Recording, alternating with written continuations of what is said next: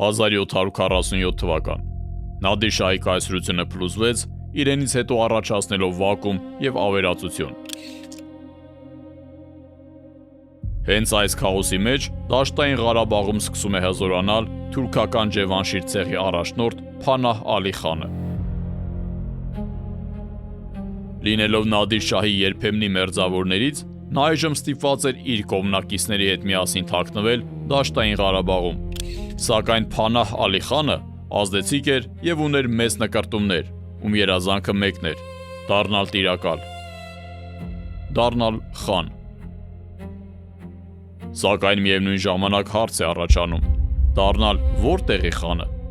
Ներթափանցել լեռները եւ շարժվել դեպի Խամսայի մելիքությունների սիրտը նրա համար այդ պահին անհնարին էր, քանի որ այնտեղ հայկական 5 իշխանություններն էին, որոնք մարտունակ էին, կազմակերպված եւ Պարսկաստանի կողմից ճանաչված։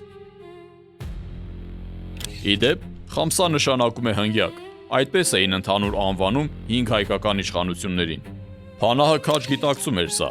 ուստի չէր համարձակում դիմել վճռական գործողությունների, սակայն ճակատագիրը ժպտաց նրան։ Դեպի անմատչելի լեռներ տանող դուռը բացեց Խամսայի մելիքներից մեկը՝ Վարանդայի մելիք Շահնազար բն։ Նա դաշնակցելով Փանահի հետ 1750-ականներին նրան է հանձնել նաև Շուշիի բերդը։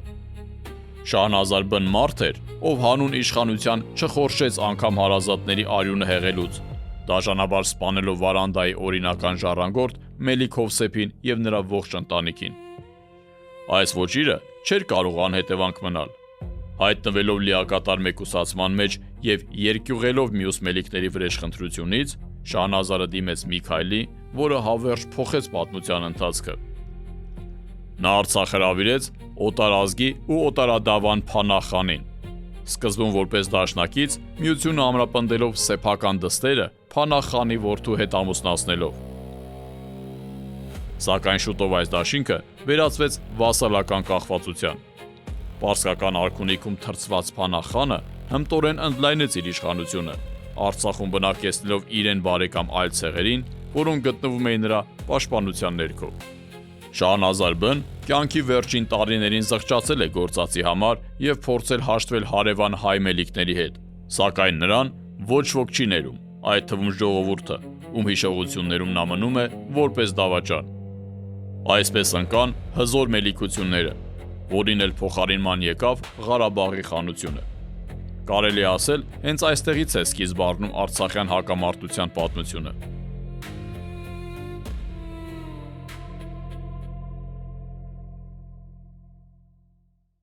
Բարև ձեզ, ես Սուրեն Պետրոսյանն եմ։ Այսօր հակիրճ անդրադարձ կկատարենք արցախյան հակամարտության պատմական պատճառներին, արցախյան առաջին գոյամարտին, ինչպես նաև դրանում առանցքային դերակատարում ունեցած մի անձի, ում մասին ցավոք անարդարացիորեն շատ քիչ է խոսվել։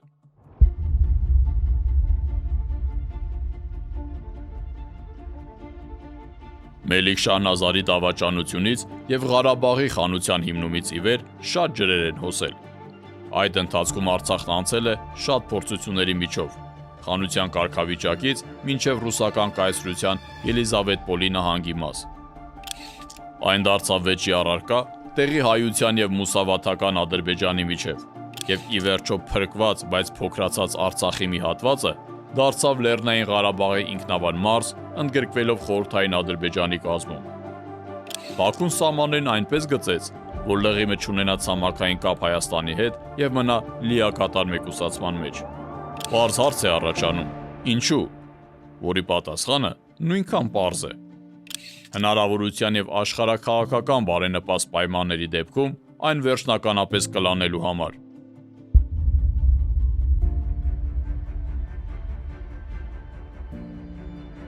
Եվ այդ պահը եկավ, որը իր գագաթնակետին հասավ 1970-ականներին։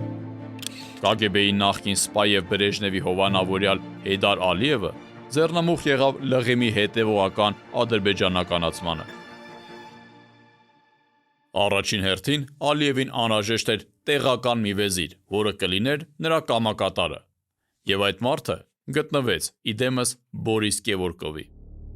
1973 թվականին Կևորկովը ստանձնեց լղի մարզկոմի առաջին քարտուղարի պաշտոնը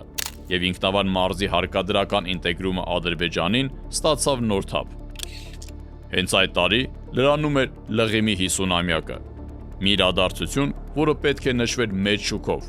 որը սակայն Ալիևի հրահանգով վերածվեց համեստ ու գավառական միջոցառման։ Գևորգովն այնպիսի կերպար էր, որը հավասարապես անընդունելի էր թե Երևանում, թե հենց Ղարաբաղում։ Նա սկզբունքորեն խուսափում էր Հայաստանի ղեկավարության հետ որևէ կապ հաստատելուց։ Պատմում են, որ երբ Երևանից պատվիրակություն էր գնում Ղարաբաղ, նա ցուցադրաբար չէր ներկայանում հանդիպմանը։ Ինչ խնդիր էր լուծում Ալիևը ադրբեջանականացման այս գործընթացով։ Պատասխանը շատ պարզ է՝ հիշողության եւ պատկանելիության, մեկ բառով ինքնության փոփոխություն եւ ասիմիլյացիա էր իրականացնում։ Դա նոր եւ կեղծ գիտական հետազոտությունների, ինչպես նաեւ Արցախի աղվանական արմատների մասին գրականության ծաղկման շրջանն էր։ Գանձասարի ու Ամարասի նման քրիստոնեական ու մշակութային հայկական կոթողները վերագրվում էին Կովկասյան Ալբանիային։ Այս այլընտրանքային եւ կեղծ պատմության գլխավոր քարոզիչն ու սպասարկողը դարձավ Ալիևի սիրելի պատմաբան Զիա Բունյաթովը։ Ստեփանակերտցիները կարող էին դիտել Բաքվի ու Մոսկվայի հեռուստա եւ ռադիո հաղորդումները, բայց չէին կարող դիտել Երևանինը, թեև տեխնիկապես այն բնականաբար լիովին հնարավոր էր։ Ստեփանակերտի դրամատիկական թատրոնը ամենակայացածներից էր եւ ուներ հարուստ պատմություն, բայց նրա հյուրախաղերը խորհրդային Հայաստանում մշտապես բախվում էին Բաքվի մշակույթի նախարարության կողմից կազմակերպված խոչընդոտներին եւ արգելքներին։ Լղեմում գրեթե չէին հիմնվում արտադրական ամբողջական շղթայով ձեռնարկություններ։ Մետաքսը, խաղողը եւ բուրդը որպես հումք արտահանվում էր Ադրբեջանի այլ քաղաքներ վերամշակման համար։ Դա Արցախին զրկում էր աշխատատեղերից, իսկ որակյալ կադրերը, մասնավորապես հայ երիտասարդությունը, ստիպված մեկնում էր Բաքու, Երևան կամ Ռուսաստան։ Հեյդար Ալիևը ավելի ուշ իր հարցազրույցներից մեկում բացահայտ խոստովանել է. «Ես ջանում էի, որ Լեռնային Ղարաբաղում ադրբեջանցիները շատ լինեն, իսկ հայերի թիվը կրճատվի»։ Հենց այդ շրջանում սկսվեց ադրբեջանական բնակավայրերի ակտիվ ընդլայնումը։ Խոջալուն պատահական չէր ընտրված։ Այն ռազմավարական հանգույց էր Ակնայից Ստեփանակերտ տանող ճանապարհին։ Խնդիր էր դրված այն վերածել Ստեփանակերտին հակակշռող քաղաքի։ Ծավալվեց ակտիվ շինարարություն, կառուցվեցին բարձրարկ շենքեր եւ սկսեցին հիմնվել արտադրություններ, որոնք տնտեսական առումով որևէ կերպ արդարացված չէին կարող լինել։ Եվ այս ամենին զուգահեռ տեղի էր ունենում ադրբեջանցիների զանգվածային վերաբնակեցում ադրբեջանական այլ մարզերից։ Գագաթնակետը 1977 թվականն էր ԽՍՀՄ-ի նոր սահմանադրության ընդունման նախաշեմին։ Հայ մտավորականությունը Բրեժնևին կոլեկտիվ նամակ է ուղղում, խնդրելով Արցախը վերամիավորել Հայաստանին։ Հարցը պետք է քննարկվեր Մոսկվայում համապատասխան հանձնաժողովում, սակայն Ալիևը բողոք է ներկայացնում անձամբ Բրեժնևին եւ վերջինս հանում է հարցը օրակարգից առանց այն անգամ քննարկելու։ Իրավիճակը գնալով սրվում էր։ Անթակույց հակադրությունները Երևանի եւ Բաքվի միջև, ինչպես նաեւ խոցված ազգային արժանապատվությունն ու ոտնահարված ազգային շահը թե Արցախում եւ թե Հայաստանում վերածվել էր վառոդի տակառի։ Պատերազմը զսպող միակ գործոնը կենտրոնական ուժեղ իշխանությունն էր, իսկ երբ այդ վերջին հենասյունը Գորբաչովի օրոք խարխլվեց, տասնամյակներով կուտակված խնդիրները ակնթարթորեն դուրս ելան։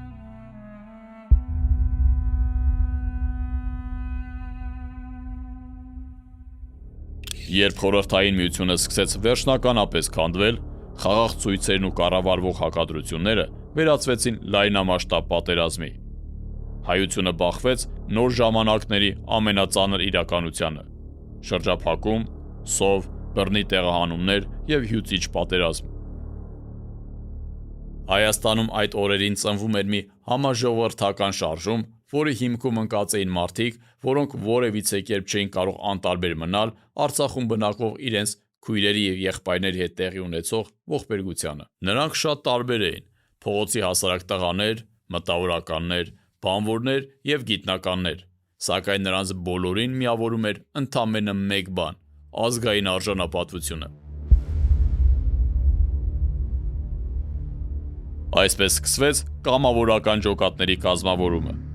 Գաղտնի կածաններով նրանք ճեղքում էին շրջափակումը եւ հասնում Արցախ։ Միացումը քաղաքական կարգախոսից վերածվեց գործուն ազգային օրակարգի, որտեղ նաեւ հայը հային թիկուն կանգնելը ոչ միայն բարձրագույն պատասխանատվություն էր, այլ համատարած դրսևորում։ Դա անկախության անցման ծանր ժամանակաշրջան էր, տնտեսական եւ քաղաքական համակարգի փլուզում, էներգետիկ ճգնաժամ եւ սպիտակի աղետալի երկրաշարժի հետևանքներ։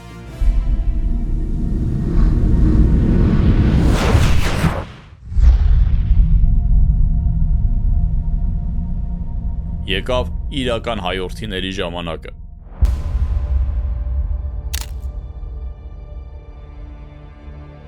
Ֆիզիկա-մաթեմատիկական գիտությունների թեկնածու Լեոնիդ Ազգալյանը առաջիններից էր, ով թողեց հանրահավաքների ամբիոնները եւ իրեն նվիրեց կանոնավոր բանակի ստեղծման ռազմավարական գործին։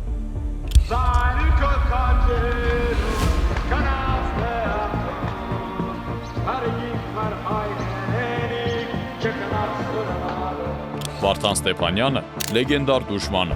դեռ պատերազմից առաջ էր պատգամում, որ հայը պետք է սովորի ու կարողանա կռվել։ Նրանք բոլորը հաջողակ մարդիկ էին, որոնք ապրում էին հարմարավետ կյանքով թե Երևանում եւ թե այլ քաղաքներում։ Սակայն ազգային ինքնությունն ու արյան կանչը շատ ավելի զորեղ էր ու առաջնային, քան անձնական բարեկեցությունը։ Այսօր ավագ սերունդը հիշում է եւ պատվում Լեոնիդ Ազգալյանի ու դուշման Վարդանի հիշատակը։ Սակայն տասնամյակների ընթացքում շատ այլ անուններ անարդարացիորեն մնացին ստվերում։ Նրանցից մեկը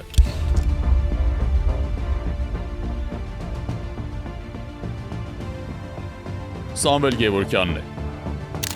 Երևանի Դավթաշեն թաղամասից մի հայրենասեր ու անմնացորդ նվիրյալ։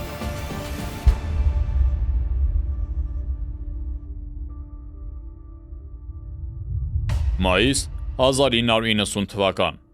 Կոմիտասի անվան Պանթեոն, որտեղ հավաքվել էր երիտասարդների մի խումբ։ Նրանք եկել էին արյան երթում տալու։ Դա արյան եղբայրության ծիսական յուրատեսակ արարողություն էր, հավատարմության երթում։ Տիրում էր քար լռություն։ Շրջանի կենտրոն է դուրս գալիս Սամվել անունով մի երիտասարդ եւ ասում կարճ մի խոսք, որը հետագայում պետք է կանխորոշեր նրա ողջ կյանքը։ Այսօրվանից մեր կյանքը պատկանում է ոչ թե մեզ, այլ այն հողին, որը մեզ մեծացրել է։ Այսպես Երևանում սկսեցին ձևավորվել մարտական ջոկատները։ Առաջիններից ու ամենամարտունակներից մեկը դարձավ Սասնա Ծռերը Սամվել Գևորգյանի գլխավորությամբ։ Նա սկսեց իր մտերիմներից։ Նրա առաջին զինակիցները մարդիկ էին, ովքեր ճանաչում էին նրան որպես բացառիկ ու երկաթյա կամքի տեր անհատ։ Սամվելը լինելով բարձրահասակ եւ ամրակազմ, ում բնորոշ էր ներքին հանգստությունն ու վստահությունը, կարողանում էր յուրատեսակ կերպով դեպի իրեն ձգել մարդկանց։ Սակայն նրա գլխավոր առաքինությունը արդարության բարձրագույն զգացումն էր։ Սասնա Ծռեր անվանումը պատահական ընտրություն չէր։ Սամվելի համար հայոց պատմությունը ոչ թե դպրոցական առարկա էր, այլ սեփական գաղափարախոսության եւ առաքելության հիմքը։ Մեր պատմության հերոսները կարծես վերակենդանացել էին նրա կերպարանքով։ Եվ այս ամենը ամենևին էլ ռոմանտիզմի դրսևորում չէր, այլ ճիշտ հակառակը խիստ ռացիոնալ մտքի արտահայտում։ Ինչպես ասում էր ֆրանսիացի հայտնի սոցիոլոգ եւ մարդաբան Գյուստավ Լեբոնը, ազգի ճակատագրերը հիմնականում որոշում են պատմական դերակատարները եւ ոչ թե ներկա սերունդները։ Այս միտքը թեև կարող է շատ հակասական ընկալումներ առաջացնել, բայց այնուամենայնիվ սրանում կա շատ խորքային իմաստ։ Դավթաշեն թաղամասը վերածվեց հայրենասերների ձգողականության կենտրոնի։ Ջոկատում կարգապահությունը հիմնված էր ոչ թե թղթի կամ կանոնադրության, այլ հրամանատարի հանդեպ անձնական անվերապահ հարգանքի վրա։ Սամվելը նաև միշտ առաջինն էր գնում մարտի, որը շատ բանի մասին էր խոսում։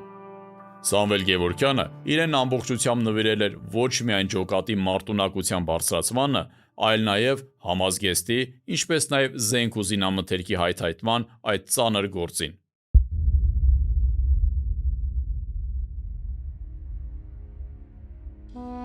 Արցախի ինքնապաշտպանության առաջին հրամանատար Արկադի Կարապետյանի վկայությամբ Սասնա Ծռերը Հայաստանից ժամանած ամենակազմակերպված, մարտունակ ու մեծ ջոկատներից էր։ Սակայն Սամվելի եւ նրա զինակից ընկերների մարտական մկրտությունը տեղի ունեցավ ոչ թե Արցախում, այլ շատ ավելի մոտ, Երևանի մատույցներում։ Երասխում 1990 թվականի հունվարին տեղի ունեցավ լայնածավալ բախումներ։ Ադրբեջանական ստորաբաժանումները գրավել էին գերիշխող բարձունքները ուղիղ նշանառության տակ պահելով Արարատյան դաշտը։ Իրավիճակը օրհասական էր։ Սամվել Գևորգյանի և մյուս կամավորների անձնազոհության շնորհիվ հակառակորդը ետ շպրտվեց այդ բարձունքներից։ Ի դեպ, հենց այս մարտերում հերոսաբար զոհվում է նաև ազգային հերոս Մովսես Գորգիսյանը։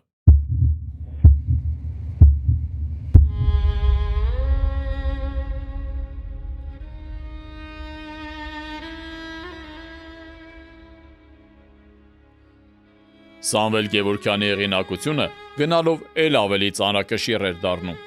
Ուշագրավ է մի դրվագ, որը պատմում է Արկադի Կարապետյանը, որը առավել ընդգծում է Սամվելի դերը։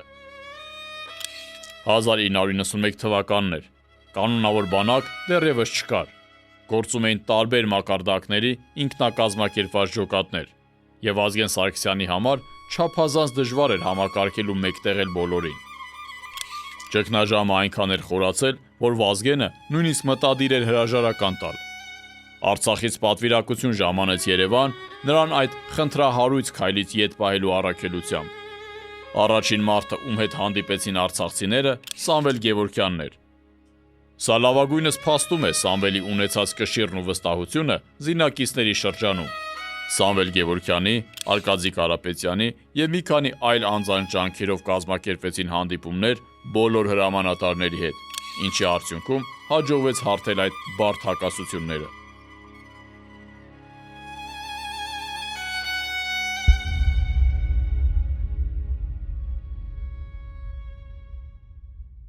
Անցավ 2 տարի, վրա հասավ բախտորոշ պահը։ Մայիս 1992 թվական։ Շուշիի փառահեղ ազատագրումից հետո հայկական ուժերի գլխավոր նպատակը Մայր Հայաստանի հետ ցամաքային կապի վերականգնումն էր, եւ այստեղ էլ բնականաբար Սամվել Գևորգյանը կիզակետում էր։ Մայիսի 17-ին հայկական ուժերը ազատագրեցին Բերձորի Մերձակա գյուղերը, իսկ հաջորդ օրը մայիսի 18-ին կամավորական ջոկատները մտան Լաչին, Բերձոր։ Բազմամյա շրջափակումը վերջապես ճեղքվեց։ Սամվելը նրանց շարքերում էր, ովքեր բացեցին այդ կենսական միջանցքը դեպի Գորիս, Արցախը վերամիավորելով Հայաստանին։ Սա արցախյան գոյամարտի ամենաբախտորոշ եւ վճռական պահերից մեկն էր։ Հետաքրքիր մի դրվագ։ Մի անգամ մարտական ընկերներից մեկը կատակով հարցնում է նրան. «Այդքան բարձր հասակով ինչպես ես թաքնվելու խրամատում»։ Սամվելը հանգիստ պատասխանում է. «Իսկ ես չեմ էլ պատրաստվում թաքնվել»։ Այս խոսքերը դարձան նրա ողջ կյանքի եւ մարտական ուղու նշանաբանը։ Սակայն ցավոք, վերջին արարը մոտ էր։ Մարտակերտի մատույցներ, հուլիս 1992 թվական։ Ադրբեջանական տանկերի շարասյունը սրընթաց շարժվում էր հայկական ուժերի ուղղությամբ։ Հակառակորդի ուժերը բազմակի գերազանցում էին մերոնց ուժերին։ Եվ մարտը սկսվում է։ Գրադի համազարկեր եւ տանկային անդադար կրակ։ Անհրաժեշտ էր սպասել, մինչև կրակը դադարի։ Սակայն ցավոք, հայկական ջոկատների մի մասը հայտնվում է շրջափակման մեջ։ Ելք չկար, հաշված րոպեներ եւ բոլորը կոչնչացվեին։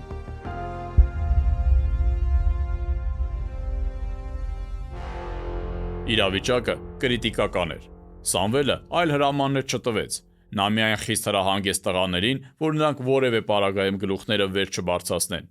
Իսկ ինքը ցատկեց մեքենան եւ բաց դաշտով սլացավ դեպի տանկերը, միևնույն ժամանակ կրակ բացելով նրանց վրա։ Այդ ինքնազոհաբերության եւ հերոսական քայլի արդյունքում Սամվել Գևորգյանը կարողացավ հանկարծակիի բերել թշնամուն, իր վրա կենտրոնացնելով ողջ տեխնիկան եւ միևնույն ժամանակ իր վրա վերցնելով ողջ կրակը։ Այդ մի քանի րոպեն մեր տղաներին հնարավորություն տվեց նահանջել ու պատասպարվել։ Սամվելն այդ հնարավորությունը այլևս չունեցավ։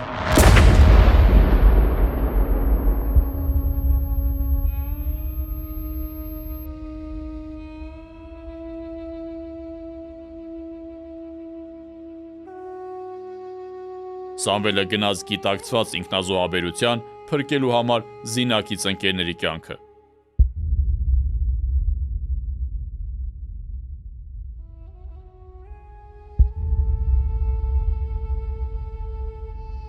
Ծիծեռնակաբերդ այցելելուց դեպի անմար կրակը տանող ճանապարհին անպայման ուշադրություն դարձրեք գլխավոր արահետի ձախ կողմում գտնվող տապանաքարերին։ Դրանք այն մարդկանց աճյուններն են, որոնք մեր ժողովրդի երկու մեծագույն ողբերգություններն ու հաղթանակները կապեցին պատմության միասնական թելով։ Այդ տապանաքարերից մեկը Սամվել Գևորգյանի գերեզմանն է։